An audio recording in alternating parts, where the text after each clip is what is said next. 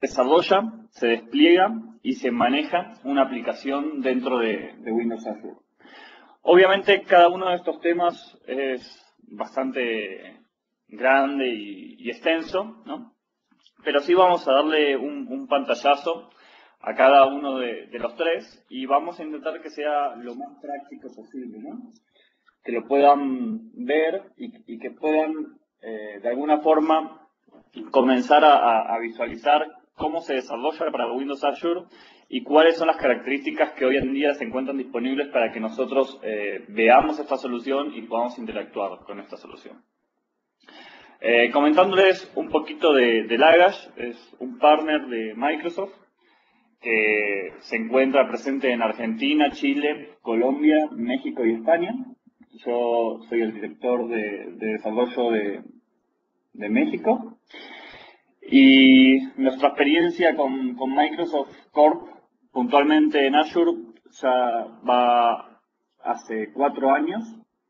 Antes de que saliera al mercado de Azure, nosotros estábamos colaborando internamente con este producto, particularmente con los equipos de DPI y con el equipo de SQL.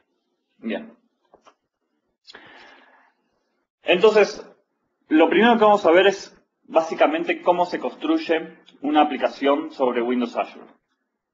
Para hacer esto un poco más interactivo, vamos a mostrarles, ¿sí?, el Visual Studio.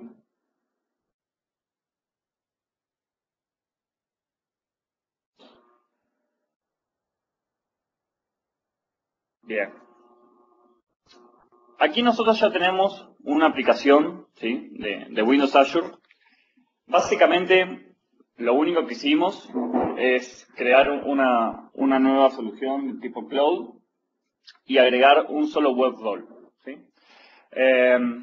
Para no retrasarnos muchos y que al mismo tiempo todos tengan el mismo nivel de entendimiento, los web roles son las estructuras de Windows Azure que nos van a permitir a nosotros albergar una solución del tipo web o un servicio y que esto se ejecute y se dé procesamiento en la web. Luego tenemos los worker roles, que son los que nos van a dar un procesamiento en background, en el cual nosotros nos podemos comunicar también por un servicio o por colas de datos. Y luego tenemos los VM roles, que son máquinas virtuales que van a estar hosteadas on the cloud. En este caso tenemos un web role porque vamos a desarrollar un sitio. Típicamente es un sitio que no tiene mucha complejidad. Ahora vamos a ver particularmente qué es lo que hace. Posteriormente tenemos lo que es SQL Azure, que es un SQL 2008 R2 on the cloud, con alguna que otra funcionalidad menos, pero que tampoco nos vamos a entrar en detalle, dado que hay otros webcasts en donde lo vamos a ver más en detalle. Posteriormente tenemos el Table Storage de Azure, que no es una tabla como si fuera de SQL, no es una tabla de entidades relacionales, sino que es una tabla que a mí me permite guardar entidades, recuperar esas entidades, y tiene la particularidad de que tiene un partition key y un row key, como si fuera cada partition key distintas páginas y dentro de esas páginas cada uno de los registros. Obviamente la capacidad de almacenamiento es mucho mayor y la velocidad de acceso también. Luego tenemos el concepto de blobs, ¿sí? Los blobs van a ser nuestros archivos, ¿sí?, nuestro almacenamiento binario. Y luego tenemos las queues, que son unas colas que nos permiten a nosotros comunicarnos entre procesos, típicamente insertar peticiones y que algún worker role las esté tomando, las esté procesando y le esté dando salida a esas peticiones y esos requerimientos. Bien, entonces aquí, dentro de los roles, vamos a tener configurado cuáles son todos los roles que tenemos dados de alta. Dentro de la configuración podemos visualizar varias variables, ¿sí? Básicamente cuál es el nivel que queremos tener de manejo de Windows Azure. Esto va a depender también de la esencia de nuestra solución, de qué es lo que necesite. inicialmente cuántas instancias tenemos pensadas para esta máquina y cuál es el tamaño que le vamos a dar a esa máquina. Si van aquí a información, van a poder visualizar, vamos a compartir todo el escritorio, así más fácil, en donde van a visualizar, ¿sí?, cuáles son las distintas características de cada una de las máquinas. Strasmol es para una solución que no requiere grandes cálculos y que tampoco requiere grandes procesamientos de requests, ni se conectan muchos usuarios, ni necesita estar online todo el tiempo, ¿no? Va a ser un CPU compartido, ¿sí? La memoria va a ser 768 megas y el espacio en disco van a ser 20 gigas. La Small, ¿sí?, ya tenemos un core destinado para nosotros, un 1.75 gigas y 225 gigas de disco. Y así obviamente vamos creciendo. La Extra Large, en donde el procesamiento que tenemos que tener en background es bastante fuerte, ¿no? Como por ejemplo cálculos numéricos, fuerte procesamiento de consultas, en fin, cualquier cantidad de procesamiento pesado nos va a estar entrando en esta última instancia. Obviamente cada una de estas tiene distinto costo y tiene distinto costo en función del tiempo que esté rendido y que se esté procesando. Con lo cual nosotros vamos a tener que ver si nos conviene tener, por ejemplo, una sola instancia extra large o eventualmente dos instancias o más instancias small. Eso va a tener que ver con qué tanto vamos a distribuir el procesamiento. Si nosotros tenemos mucha carga a nivel usuario y nuestras consultas realmente no son la gran cosa, no son muy pesadas, tener más, ¿sí?, que nos permitan dar procesamiento a más usuarios concurrente en vez de tener, por ejemplo, una distancia muy grande. Bien. Volviendo aquí, ¿sí? Posteriormente tenemos los settings, en este caso son los string connections de cada una de las conexiones que vamos a estar utilizando. Posteriormente vamos a ver para qué se utiliza cada una de ellas, ¿sí? Ahora no tiene mucho sentido entrar en detalle. Lo mismo para esta sección. Y aquí sí me interesa detenerme un poco. Anteriormente ya mencionamos que teníamos el storage, el table storage para las entidades, los blobs para los datos binarios y las queues, ¿no? De la misma forma tenemos un storage local que va a ser el storage que vamos a estar utilizando en la máquina física, ¿sí?, o más bien dicho virtual, que vamos a estar hosteando nuestro servicio.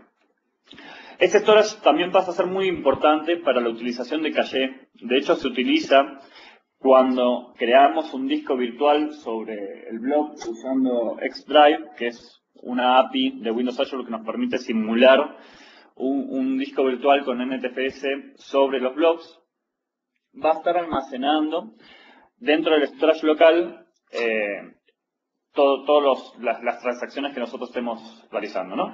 De la misma forma, si yo necesitara guardar imágenes o archivos que por algún motivo no me interesan, si yo elimino la instancia, si perduran o no, y quiero que tenga una rápida transacción contra nuestra aplicación, lo podemos estar utilizando. Bien. Posteriormente tenemos el site, ¿no? Sin muchas diferencias con respecto a los sites comunes. Es una web application, no es un website. La diferencia básica es que existe, ¿no?, este designer en cada una de las páginas. Tengan en cuenta que si este designer no existe porque tengan alguna solución vieja, lo que tienen que hacer es migrarlo primero a una web application. Luego tenemos el role, ¿sí?, que básicamente instancia nuestro nuestro rol dentro de Windows Azure. No nos vamos a detener en este código puntualmente ahora, sino que nos vamos a detener luego. Bien. Posteriormente, este site lo único que tiene simplemente son páginas, ¿sí? Totalmente normales, exceptuando por la utilización de recursos que nos vamos a detener ahora. Aquí tenemos una entidad, ¿sí? Nada dentro del Table Storage de Azure. Fíjense que está heredando del Table Service Entity. Ni bien la creamos, estamos asignando un partition key y un row key, ¿sí? Esto no es opcional, o sea que todas las entidades, ¿sí?, van a tener un partition key y un row key, y son los campos que justamente van a estar indexados dentro de nuestra solución.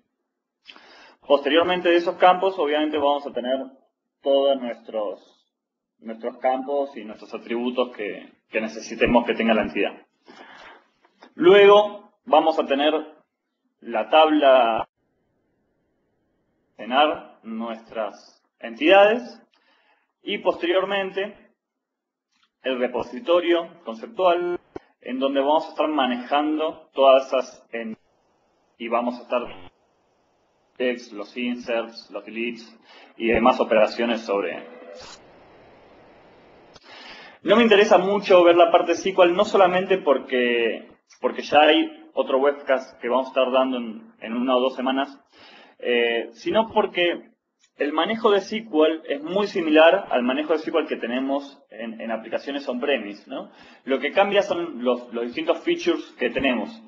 Sin embargo, este tipo de modelo de almacenamiento no lo solemos utilizar, con lo cual lo más común es que cuando comienzan a plantear sus aplicaciones en Windows Azure, lo hacen de la misma forma que lo hacían en desktop o on-premise, y ahí estamos haciendo una mala utilización de los recursos, dado que tenemos otras herramientas que tal vez apliquen mejor para nuestro caso. Aquí tenemos modelada nuestra tabla de entidades. Fíjense en que la forma de hacer los queries, en este caso obviamente es muy sencillo, es un ejemplo, es con LINQ, con lo cual la forma de programar es bastante sencilla y no debería costarnos mucho comenzar a utilizar este tipo de almacenamientos. ¿Bien? Aquí particularmente vamos a estar buscando por el índice, ¿sí?, y de esa forma nos va a obtener un solo resultado. Bien. Esta aplicación particularmente lo que hace es subir una imagen asociada a una ubicación, ¿sí?, dentro de un mapa. Por ejemplo, podemos subir una imagen situada, no sé, en la intersección de dos calles determinadas en París. Y la aplicación lo que va a hacer con esa imagen es fijarse en el movimiento facial y en qué lugares de la imagen se encuentra la cara.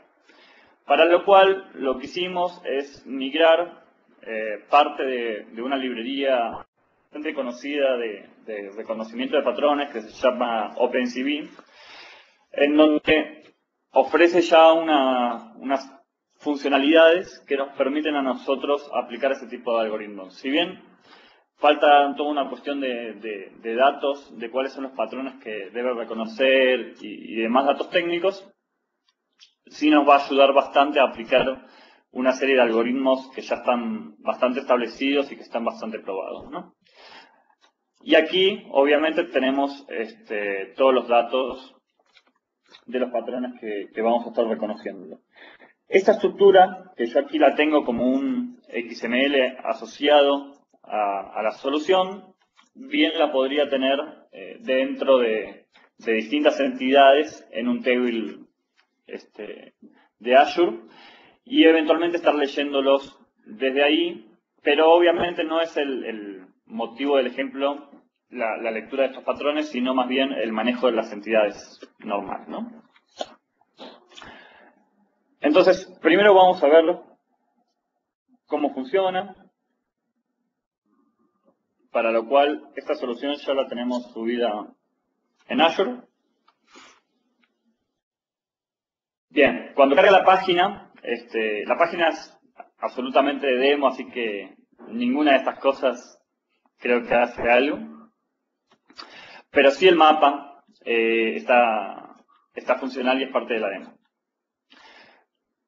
La parte en verde con el logo de Lagash solamente indica en dónde están posicionadas las oficinas y posteriormente despliega todas las agregando y que se fueron asociando, ¿no? Si me paro sobre este icono de Face, vamos a ver esta imagen que se agregó, que ya hizo el reconocimiento facial, y si posiciono directamente sobre la imagen, me lleva ese recurso con las distintas caras que reconoció. No es que las demás chicas no tengan caras, ¿no? Pero el algoritmo, o más bien dicho, la base de datos de patrones que le dimos, no concuerdan con ninguna de las otras caras. De la misma forma, hay veces que no hay ninguna cara y reconoce alguna, ¿no? Pero bueno, tampoco es el objetivo real de la demo. Fíjense en que la URI apunta directamente al blob, ¿sí? Este es el storage que estamos utilizando, es un storage que creamos nosotros. Estamos utilizando los recursos del blob y particularmente luego tenemos cada uno de los recursos que nosotros estamos accediendo. De la misma forma, los demás nos muestran las caras, ¿sí? Todos acceden obviamente al blob directamente. En este caso se están manejando dos imágenes, una pequeña que es la que se muestra aquí y otra grande. Cada uno está almacenado en blobs. Cuando no reconoce ninguna cara, nos pone simplemente un pushpin dentro de la... Bien. Nosotros vamos a la página para agregar cada una de las imágenes. Lo primero que tenemos que hacer es posicionarnos en algún lugar. Vamos a ir a Bogotá. Bien. Lo ponemos aquí, o mejor dicho, vamos a ponerlo lo más posible en el puntito. Bueno, ya perdimos el puntito. Vamos a ponerlo en la intersección de estas calles. Vamos a poner un ejemplo, ¿sí? Y vamos a agregar cualquier imagen. A ver.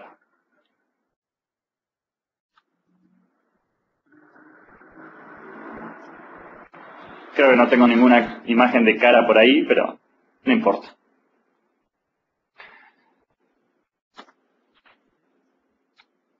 Bien, como yo les anticipé, más de una vez no tenía ninguna cara y sin embargo el reconocimiento facial nos decía que sí.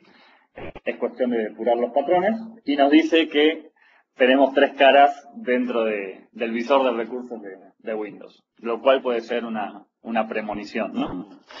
Bien, si nos vamos al código que tenemos por detrás, vamos a ver primero y principal en la página de Add Message qué es lo que tenemos. En un principio, bueno, tenemos el mapa de bin, ¿sí? Que es el mapa normal. Y luego, cuando nos hacen clic en el agregar, obviamente tomamos el contenido de la imagen, ¿sí? Lo convertimos a la imagen, ¿sí? Para obtenerlo dentro de un image. Obtenemos los dos recursos, el del pic, que es la imagen grande, y el thumbnail, que es la imagen pequeña. Aplicamos el reconocimiento de caras, que funciona básicamente con la librería OpenCV utilizando la base de datos de patrones configurada. Y posteriormente lo que hace es setear el string completo al pic, que sería el tamaño original de la imagen, y después convertirla en una imagen más pequeña y almacenarlo en el thumbnail. Si vamos a ver dónde se crea estos recursos, ¿sí? Aquí vemos que estamos creando el storage de las pics dentro de los blobs, el thumbnail. Bien. Y posteriormente lo que hace es crear la entidad y utilizando el repositorio que les mostré anteriormente, inserta esta entidad apuntando las dos URLs a la imagen pequeña y a la imagen grande. Bien, entonces básicamente esta es una revisión muy general de cómo se desarrolla una aplicación, ¿no? para Windows Azure. Ahora bien, si nos vamos a ver otras alternativas para desplegar esta aplicación, ¿sí? Y vamos al portal de Windows Azure, vamos a comprimir todas estas soluciones que tenemos aquí dando vueltas. La solución que les mostré se encuentra desplegada dentro de esta instancia, ¿sí? Fíjense en que aquí tengo una consola de administración que me permite detenerla, me permite configurarla. La configuración lo que hace es manejar estos dos archivos de configuración, ¿sí? Principalmente este, en donde ya tenemos definidas todas las instancias, ¿sí? Y simplemente los apuntamos. Y obviamente nos permiten hacer un nuevo despliegue, ¿no? ¿Cómo el despliegue mediante el site? Bien. Cuando nosotros tenemos nuestra solución en Visual Studio, tenemos la opción de hacer el publish directamente desde aquí. Este publish, ¿sí? Tiene dos posibilidades. La primera, que es la que más me gusta a mí, que lo que hace es crearte, ¿sí? Y empaqueta toda la solución y te crea los dos archivos necesarios para subir a Windows Azure. Cuando nosotros vamos aquí al portal, ¿sí? Y le decimos que queremos un nuevo deploy, fíjense, bueno, cada deploy obviamente tiene asociado un nombre, le vamos a decir en dónde lo vamos a estar subiendo, y después tenemos que especificarle estos dos paquetes, ¿sí? El package y el configuration file. Una vez que le subimos esos dos paquetes, comienza el despliegue, ¿sí? Y depende si es un despliegue a producción directo o a un staging, lo que hace en producción es directamente instanciarlo y ser la instancia productiva que va a estar quedando. Y si es un staging, lo que va a estar haciendo es crearla, ¿sí? Y la va a dejar dormida para que nosotros podamos swipear entre la de staging y la que esté posiblemente en producción. Bien. Obviamente, dentro de Visual Studio, también tenemos la posibilidad de hacer el despliegue, ¿sí? Directamente, ¿sí? Simplemente marcando aquí en esta solución, nosotros podemos estar desplegando directamente y de toda esa tarea que podemos hacer desde el portal. Posteriormente, también podemos hacerlo mediante PowerShell con distintos scripts, ¿sí? Y podemos estar desplegándolo en batch. Bien. Nosotros aquí, dentro del portal, tenemos distintas opciones que nos permiten a nosotros interactuar con nuestra aplicación y eventualmente poder configurarla, poder actualizarla, poder cambiarle los parámetros y demás. Una funcionalidad que vamos a estar viendo y que me interesa bastante mostrarles es la posibilidad de entrar por escritorio remoto, ¿sí? A administrar nuestra solución de un web role, un worker role o un VM role. En el caso del VM role es muy fácil imaginarse que, bueno, que vamos a tener la posibilidad de acceder mediante escritorio remoto, con lo cual me gustaría mostrárselos cómo funciona con un web role. Lo primero que debemos hacer, ¿sí? Es venir a esta opción, ¿sí? Y configurar cómo vamos a estar nosotros ingresando al portal y cómo nos vamos a estar conectando al escritorio remoto.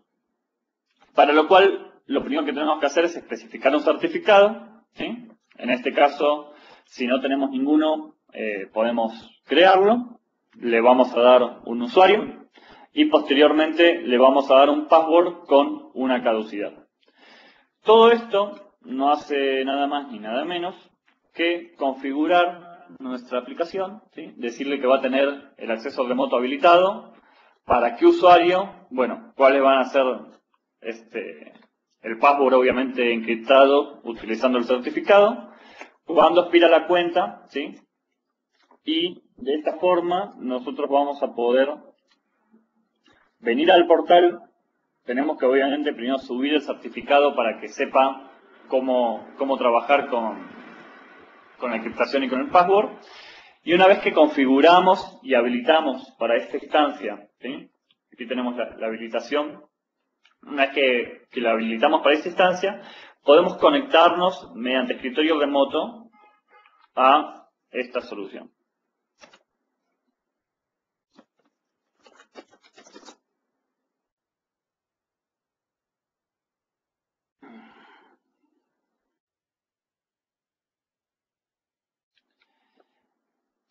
Bien, aquí ya estamos ingresando, ¿sí? Y aquí ya estamos adentro de la máquina virtual que está destinada a la ejecución de nuestro workflow.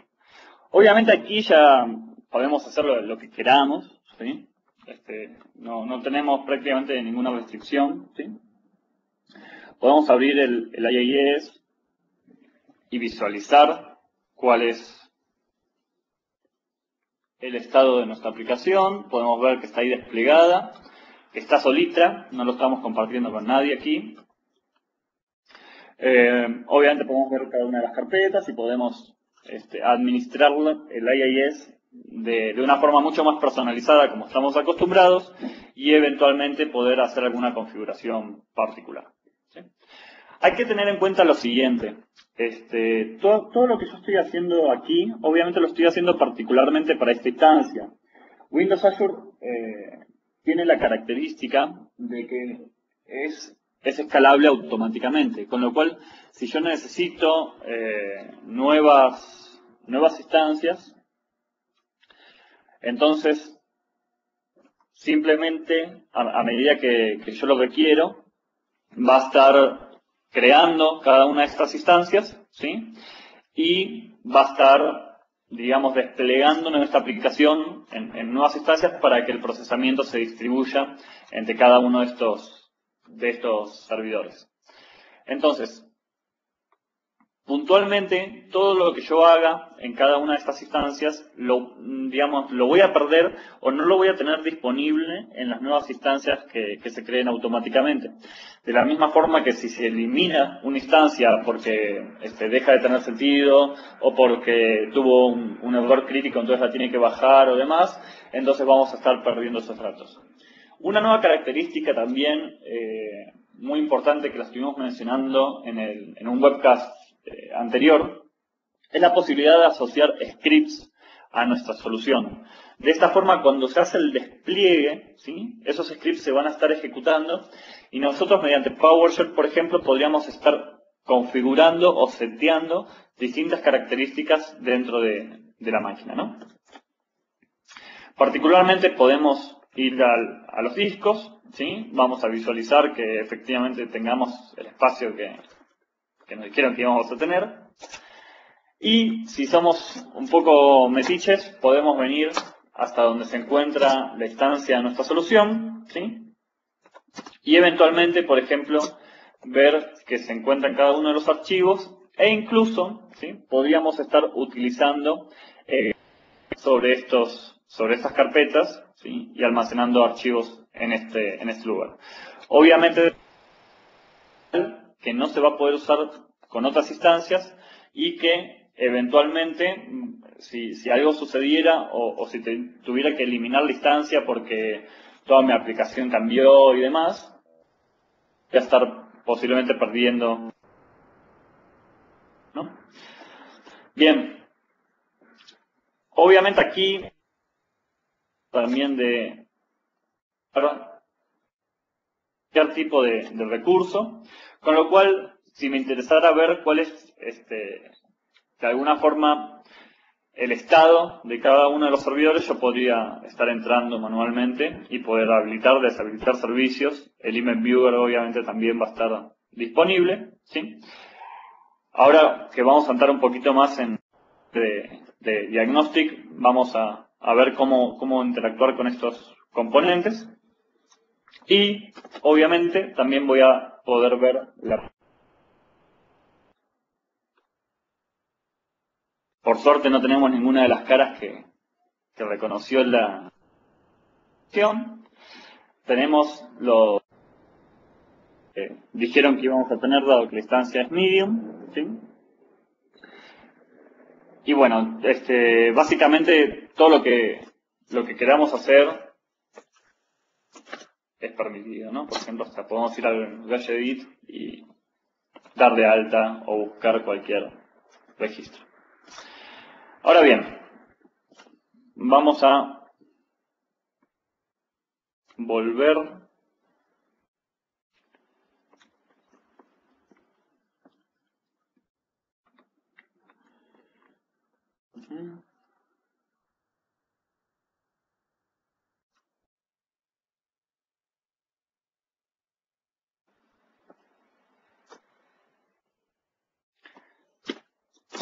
Bien, vamos a volver a la aplicación. Otras formas en las cuales yo voy a poder interactuar es mediante IntelliTrace. IntelliTrace me da la capacidad de que se ejecuten todas las acciones dentro del...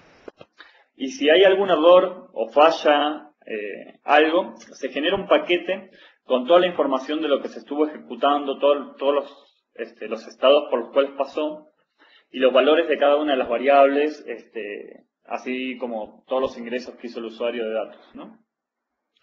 ¿Qué es lo que me permite esto? Me va a permitir hacer un seguimiento paso a paso, ¿sí? Hacer un debug step by step, que me va a estar reproduciendo lo que pasó en ejecución. Obviamente, generar este archivo tiene una demanda de tiempo, y habilitarlo también genera dentro de los assemblies distinta información para que se pueda hacer este trace. Con lo cual, obviamente no es una característica que nosotros tendríamos habilitada en producción, pero sí en un momento que tengamos que hacer un testing y que tengamos que hacer una prueba particular de nuestra aplicación, podemos estar haciéndolo mediante esta forma, ¿no? Y espero que no se les ocurra instalarse dentro del WebDoll un Visual Studio, atacharse y hacer un debug step by step, porque bueno, estaríamos haciendo trampa en ese caso. Luego tenemos la funcionalidad de diagnostic.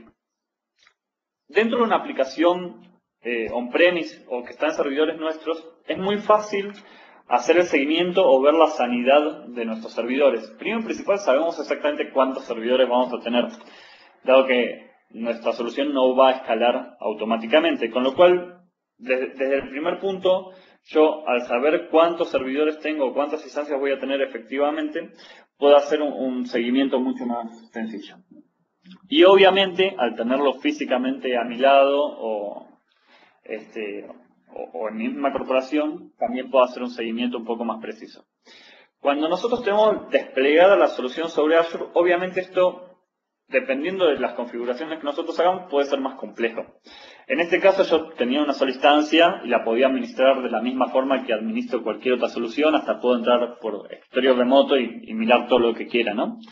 Pero imaginemos que nosotros tenemos configurada la instancia con, no sé, con 100 instancias distintas, ¿no? Para que voy a tener 100 veces desplegada mi aplicación y cualquiera de ellas va a estar dando respuesta a los distintos requests. O bien que eso sea elástico. A medida que hay más demanda, se van a ir creando instancias y a medida que vaya disminuyendo la demanda, se van a ir eliminando esas instancias.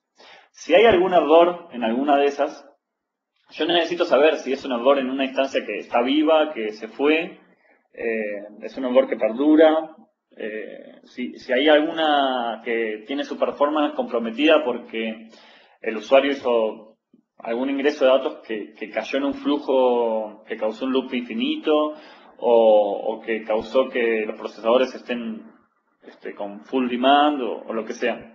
Entonces, de alguna forma, ¿sí? Yo tengo que mejorar la capacidad de diagnóstico que tengo digamos, normalmente en mis aplicaciones desktop. Con lo cual, en base a esto, se crearon una serie de APIs, voy a ir adelantando la presentación, que nos permiten a nosotros,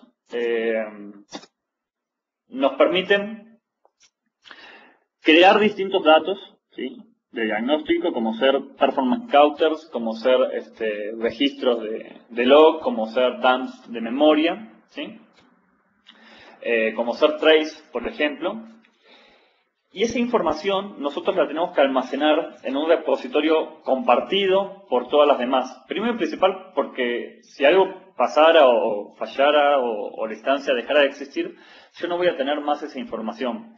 Segundo, porque si tuviera 1000 instancias, tampoco voy a tener digamos, el big picture general de cuál es el estado de sanidad de mi aplicación, sino que tendría que ver las 1000 instancias cada una por separada, lo cual podría volverme totalmente loco. Con lo cual, estas APIs de diagnóstico nos permiten a nosotros configurar un repositorio de datos de Azure, un table de Azure más precisamente, en donde se va a estar guardando toda esa información de diagnóstico y nosotros vamos a poder estar accediéndola de distintas formas. La forma más normal que podemos imaginarnos es obviamente hacer un site de consulta de esos datos y que yo desde cualquier lugar me conecto y puedo interactuar con esos registros que dejemos en los tables de diagnóstico y poder visualizarlos. Otra forma es desde el desktop, ¿sí?, con distintas aplicaciones. Hay aplicaciones de terceros, de hecho nosotros tenemos una, que se puede conectar a los table storage de Azure y consultar cuáles son los registros y visualizarlos, ¿no?, en detalle o en gráficos, de hecho. Ahora bien, también lo que podemos estar haciendo es un monitor de nuestras aplicaciones y suscribirnos a los eventos de diagnóstico y estar visualizando en tiempo real cómo va avanzando. Obviamente cada uno de estos escenarios nos va a generar transferencia de datos distintas, ¿sí?, y cada una de estas puede impactar en distintos costos que eventualmente se vean reflejados. Básicamente, las distintas posibilidades son las siguientes. Yo aquí puedo estar creando un monitor de diagnóstico un poco más avanzado que en las versiones anteriores. En las versiones anteriores yo necesitaba tener un worker role, por ejemplo, que esté procesando constantemente y esté midiendo cómo va avanzando la performance. Aquí yo puedo crear lo que se llaman monitores, que vamos a ver el ejemplo luego, en donde estos monitores ya van a estar funcionando en background directamente, utilizando una nueva funcionalidad que es la de plugins, ¿sí? De hecho, si nosotros entramos mediante escritorio remoto, podemos ver una carpeta de plugins, en donde ahí tenemos distintos plugins, y uno de ellos es de diagnóstico, y lo que va a hacer es corrernos, por ejemplo, si nosotros pedimos que se esté midiendo distintos performance counters, por ejemplo, del procesador. Entonces lo va a estar calculando y nos va a estar agregando esa información estadística sobre las bases de datos de Azure y nosotros vamos a poder estar accediéndola. Aquí vamos a estar configurando, ¿sí?, cuáles van a ser las APIs de diagnóstico. Esto ya directamente lo agrega el Visual Studio en forma automática, con lo cual no tenemos que hacer nada. Una vez que nosotros iniciamos el monitor de diagnóstico, podemos obtener cuál es la instancia de esta forma. Esto es muy importante por lo que les dije anteriormente. Yo aquí tal vez ni sepa exactamente cuántas instancias tengo en el momento de un error, con lo cual todo este tipo de información es muy valiosa para que me sirva cuál es el trace que voy a estar haciendo, ¿no? Y luego puedo usar las mismas APIs de .NET tradicionales para estar generando estos traces e incluso para estar generando dumps de memoria para poder ver algún error en detalle. Aquí estamos creando un monitor de performance counters en donde primero lo que tengo que hacer es obtener la configuración por default. Esto ya nos da un registro de cuáles son los monitores que se van a estar calculando, cada cuánto tiempo se van a estar procesando y demás. Y es todo un set default para que ustedes no tengan que estar configurándolo. Y partan de esa configuración. Posteriormente, aquí lo que estamos haciendo, dado que esa configuración en sí no tiene nada realmente, lo que vamos a estar agregando es un performance counter de los procesadores. Y le vamos a estar diciendo que esto se esté refrescando cada un segundo. Entonces, esa información se va a estar administrando en forma background sin que nosotros hagamos nada. Y obviamente, dependiendo hacia dónde tengamos configurada el repositorio de datos de nuestra información, va a quedar almacenado dentro de esas tablas. Particularmente también puedo asociarlo a distintos registros del event log para que de esta forma todas las veces que yo esté registrando algo sobre el event log, los termine registrando sobre las tablas de Azure. Recuerden que si yo no lo hago de esta forma, me van a quedar cada uno locales y voy a tener que ir instancia por instancia para ver qué es lo que se registró. Y eso en algunos escenarios puede ser totalmente inviable, ¿no? Bien.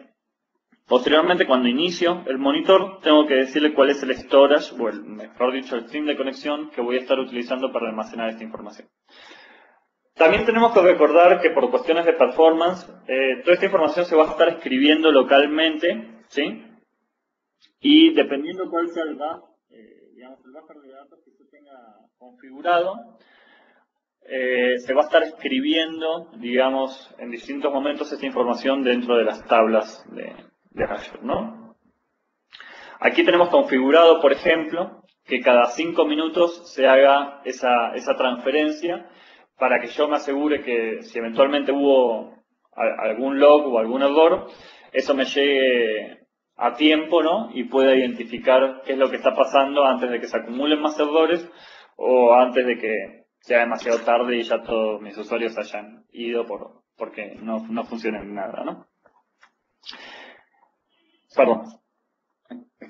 También la otra posibilidad, que es la que les mencionaba, de cómo se pueden conectar, nosotros podemos estar creando distintas conexiones que sean on demand y que a medida que van generando estos errores, ¿sí? Nosotros podamos ir transfiriéndolos y de esta forma hacer un monitoreo en tiempo real e incluso desde una aplicación en desktop.